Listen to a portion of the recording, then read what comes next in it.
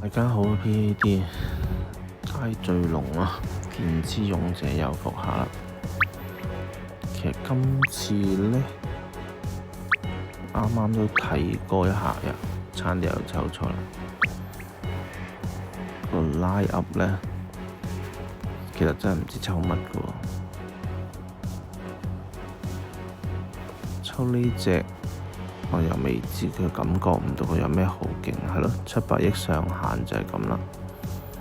咁你要抽3隻，邊度揾3隻出嚟啊？大佬，係咪？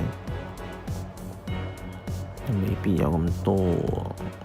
虛榮呢隻又可能好特定先至有用啦，邊有咁多破3盾？跟住其他啲都冇啦，好似都唔係好吸引咁喎。所以呢，先抽咗送一抽先，睇下咩料到先。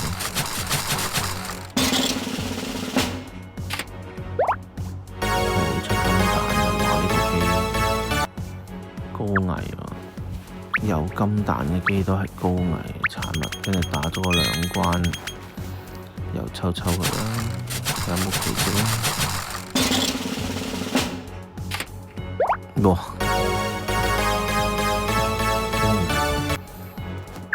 精神到呢，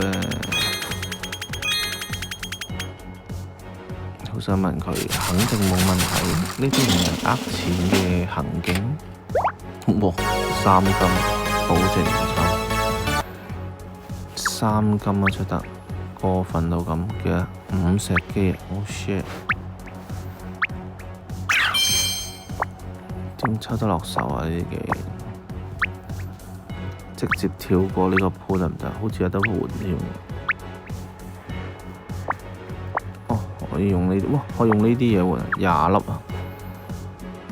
清倉啊，即係俾你。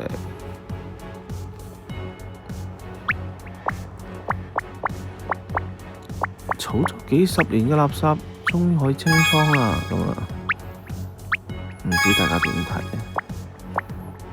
我覺得就直接係絕對係清倉，但係你換一隻又冇用喎，咁即係點啊？當人哋擸一隻，呢3隻，即係點啊？逼你清倉就20隻有冇啊？應該有吧？點都有啦，係嘛？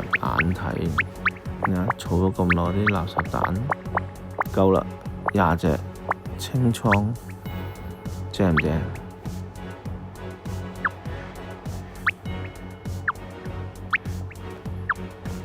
唔知大家有幾多呢啲垃圾蛋呢？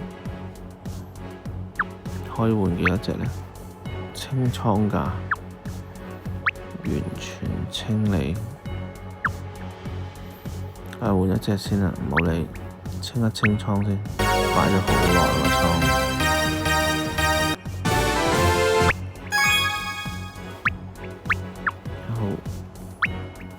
就咁先，有咩新發現再同大家講下。